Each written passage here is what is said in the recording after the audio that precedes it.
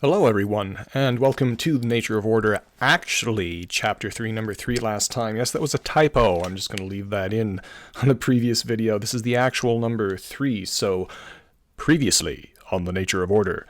We had talked about the definitions of the problems, the idea of the epistemology question, the ontology question, about how our worldview really, of architecture really is shaped.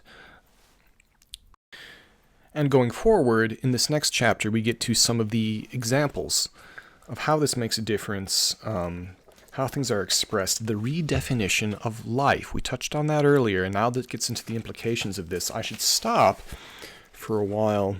We get this good diffused light today. That is the, pardon my pronunciation, Ryo-Anji Temple in Kyoto. That's been a very popular thing to make desktop pictures of from a few years ago, but it's very important just to show that. He really highlighted that photo. That is something, he cites that as an example of the expression of a culture and a system of building where there was, I had mentioned how in the worldview traditionally of people in Japan had was not mechanistic but organic, of seeing that everything had a certain kind of life to it, a certain kind of ki, as you say in Japan, that chi, as the Chinese tradition says. And so there's a certain very special quality that comes from that. Now, does that mean imitate Japanese stuff? No, not necessarily. That certainly wouldn't get you this this very special quality of living. If you're just imitating the shape of something, that doesn't do it. You need to develop from first principles. Okay, so how do we do that? We have to understand what is meant. What is actually meant by a space being more vibrant, more alive, and so forth. So he talks about, we find ourselves up against a very unusual scientific problem. Within biological sciences, as they stand at the end of the 20th century, we do not have a useful or precise or adequate definition of life. So we can take it beyond, it's not in any kind of silly biomimetic way where you make something that looks like it's alive or something that responds to you. It's not symbolic at all. It's the idea of having it be things that are shaped with a certain kind of awareness to everything else in their context. That's one way to say it. He cites, and I think this is very apt, he cites about the southern England, for example, is one of the largest structures ever made by man. We think of it as nature, the beautiful expanse of towns, villages, fields, forests, and moors that extends from Cornwall to Kent and from the south coast to the Midlands. That this is, I've been there. I was fortunate enough to be there exactly where Chris was living when I was staying with them, and the landscape, which has been looked after and cared for literally thousands of years in that part of the world. It has this kind of soft intensity. It feels incredibly welcoming. All of the species, all the animals, all of the plants have gotten incredibly accustomed to and thriving upon the specific kind of human presence that is there. So we have examples of how this works. He showed the example of Japan, showed the example of England, especially embedded into the landscape, and because he grew up around there after he moved from Austria, that was he has some quite a lot of experience with that. So yeah, we have the idea of non-organic life. For example, according to present-day biological terminology, a city is not a living system, even though it is often referred to as a living system by social scientists in search of a metaphor. So this is all about how can we take this seriously in a way that doesn't become ridiculous. There are ways to do it. So, and I thought this was that, and he starts very empirically. He starts about things that we've experienced, right? Like the Japanese temple, the English landscape, and here getting down into physical stuff that you can hold in your hand.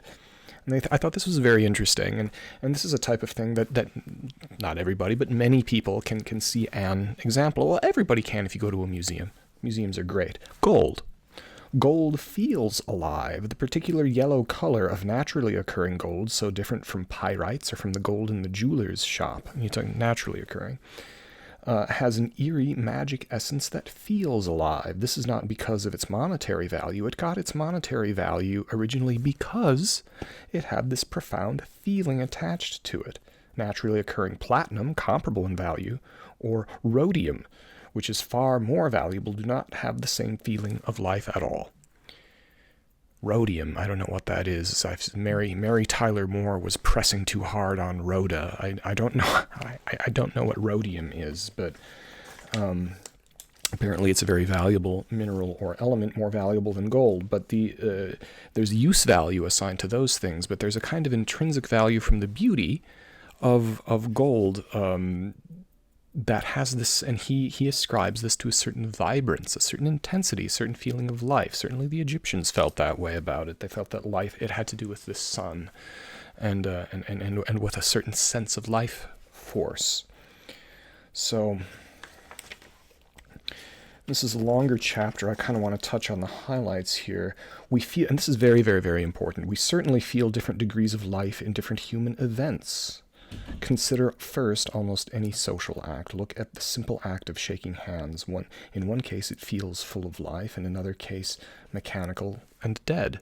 And that's very interesting. And certain interactions have more life in them or less life in them. And look at your favorite bar, a place which comes to life at night, where some special life exists. The bar, the nightclub, the fish pond there, a garden seat, shaking hands, a night at the ballet. And then he touches back to The Timeless Way of Building, which is a very important book. If anyone wants a good summary of really what his thought is all about, he gets into detail, which is why we're doing The Nature of Order here, the real rigorous stuff. But if you want to just have a general idea of what he really meant about how to consider things and how to approach building, The Timeless Way of Building really is the best concise bit of it. And so he has a bunch of photographs which are of the style that he had there, and they were just of people. Just photographs of people in places that communicate a certain feeling. Very expressionistic, very simple, very natural. And this is a very charming one of Matisse, the painter, Henri Matisse, with some beautiful doves there. Just an old man with his favorite pet birds and different people in a restaurant scene. It looks like that's Paris over there, I'm not sure, street musicians. It's very important as designers that how often do we take time to think about physically being in a place? We draw things when there aren't people there because our human brains focus on the people. And so you draw something without the people being in it because otherwise you get distracted. You want to focus on the building, and that makes sense. But it's important to take a step back every once in a while and think about why are we actually making these decisions. Well, it's because of these things. It's because of these scenes of the vibrance of life and wanting to make places where that's possible. I think we've all been to places where we've experienced something like is shown in those photos, and we've all been to places where an experience like that is not possible because the configuration and the manner of the architecture precludes it. And I think that makes certain places very, very sad. And so he's saying, like biological life, it has a typical appearance, this feeling. It is rather rough. It's not this feeling of life. It's not manicured. It's comfortable, rough around the edges, smooth, as if it has been rubbed together. This kind of life is the ordinary life which is not connected to high art or fashion. It has nothing to do with images. It occurs mostly deeply when things are simply going well, when we're having a good time, or when we're experiencing joy or sorrow, when we experience the real. There we are. This is another one. There's Mycenaean pottery, which he feels exemplifies that. I think this is a very, very good example. That's Denmark? Copenhagen, Denmark. That's a house in Copenhagen, Denmark. And you can see that it is not, we'll talk about this later, it treats the idea of symmetry and asymmetry and local symmetries and symmetry breaking and how that happens. This isn't just a mishmash. It's not. You can almost see what the De Stijl painters were going for with this, and he highlights this because it doesn't have that kind of edgy, sharp, ultra cool feeling to it. There's something much more natural here, but maybe getting to something more fundamental that the Dutch folk in De Stijl were reaching for, because those timbers in that kind of fachwerkhouse are not random. They're all there for a reason, for a coherent reason, but they're not adhering to some kind of overall rigid schema. And you can see the way the light plays over it. I just noticed that now. It's amazing. I'm looking at it in the screen. It's amazing how reframing something can change how you see it, how the light plays. With Chris's own designs, I think he was near genius level at mullion shadows. The West Dean Visitor Center, particularly, a place of his design that I've been fortunate enough to be to. So, in something simple like that, something very complex, I believe this is Isfahan? Yes. It's the mosque at Isfahan in Iran. That has this kind of liveliness to it. And even something as simple as that little step stool. If I can get it. There it is. It's from Korea. Step stool from Korea. Those hand-painted tiles are from Tunisia. And you can see how this is spread around the world. He says, similarly, if we ask people for a list of the, quote, great buildings of the world, certain buildings will probably be mentioned, talking about consistencies. This is, again, getting to the idea of objectivity, that this isn't just all arbitrary, that there's something common to all of these things which works very deeply within everybody and across time, across space and across time.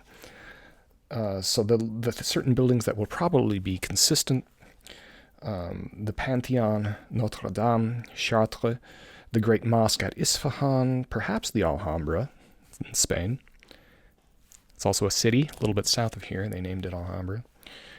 Perhaps the Ise Shrine, that's Japan, I believe, or one of the earliest Buddhist temples in Japan like Tofuku-ji. The very existence of this list suggests the measure of agreement which lies behind it. And this agreement about life and things extends to lesser examples. Early Christian churches in Rome and so forth, and he talks on about other examples around the world. So we know that this quality arises, and we see it across time and across space. Some other good examples there. I thought this one was particularly interesting. This is it's a painting from India about some type of, I don't know the religious thinking behind it, but it's a spiritual painting from the Tantric sect. And you can tell, I don't know the story behind it, but you can tell it probably has to do with iteration. It has to do with development. It has to do with growth of energy. Tantrism dealt with life energy. And it's the idea of iteration is very, very important, but not random iteration. Not iteration aimed at producing novelty, but iteration aimed at producing a type of organic vibrance. And that's very, very important. May as well read this. In a few cases, life in a thing or in a person. This is a 40-page chapter, by the way. We're going very, very quickly. Even though it's a chapter a day, we're going very quickly. I think it took me like 2.5 years to get through slowly, bit by bit, in my spare time with this book. It's kind of a journey. In a few cases, life in a thing or in a person or in an action or in a building reaches a level of intensity which is truly remarkable. This can happen in a work of art or a person's life or in a moment of a day. You might call that self-actualization, in the old Maslow's hierarchy. Above all, it does sometimes happen in buildings and in artifacts. It is this melted unity, this deepest experience of order that we experience with wonder, which is the real target of this book, since it is the quality which we are most often trying to reach when we make a building.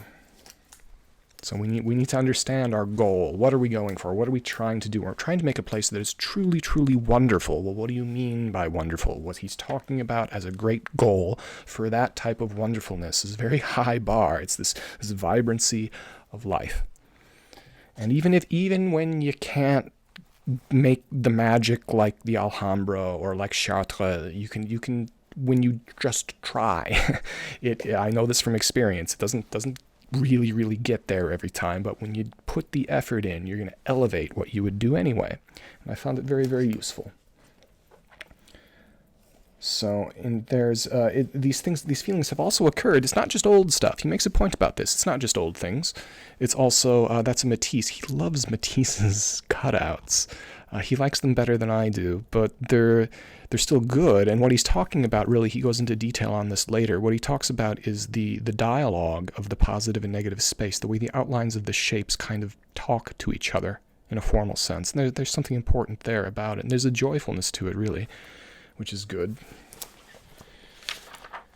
Other examples. Oh, a Frank Lloyd Wright hotel. Yeah, the Imperial Hotel. There's a Frank Lloyd Wright that he thinks is a much better example. I agree. The Imperial Hotel was amazing. It's horrible that it was torn down. Boats, another building, and a different painting. That's what's that, Gauguin? Yes, Paul Gauguin.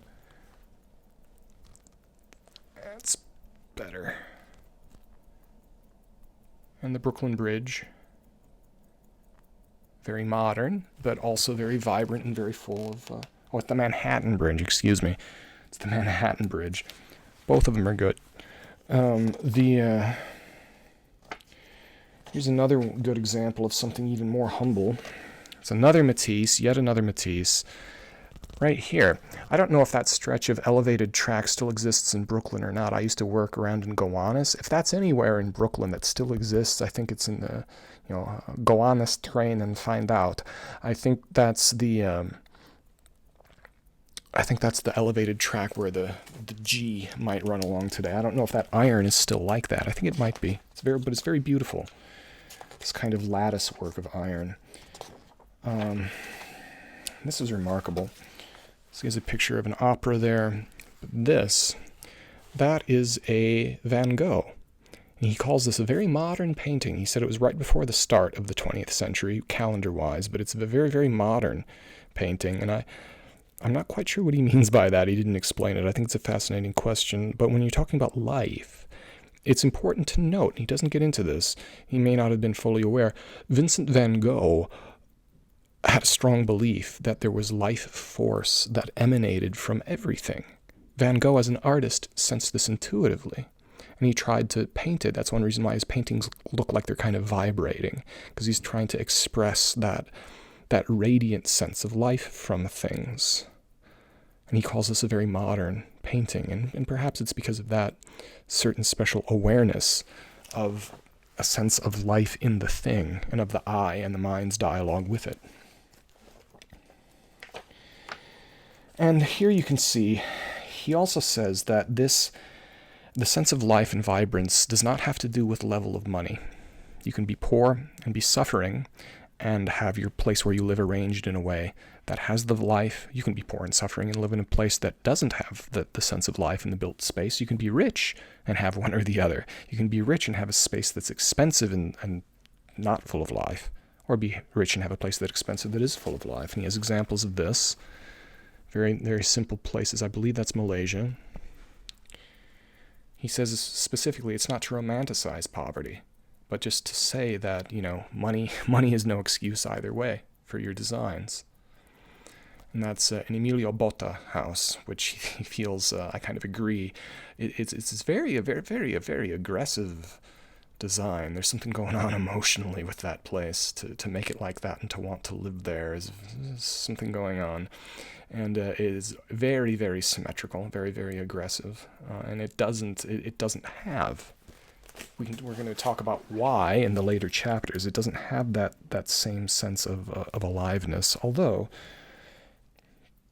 there are houses more horrible than that postmodern Botta house. He doesn't credit it to Botta, but I think he does later. I think that's what that is. The house is in West Stockbridge, Massachusetts, for anyone playing along at home. And some of the things we saw earlier, he touches on wabi-tasabi. One aspect of this structure of the intensity of life is the wabi-tasabi of Zen teaching, the Japanese concept of beauty, which is best translated as rusty beauty. These things are all beautiful, but they are all damaged.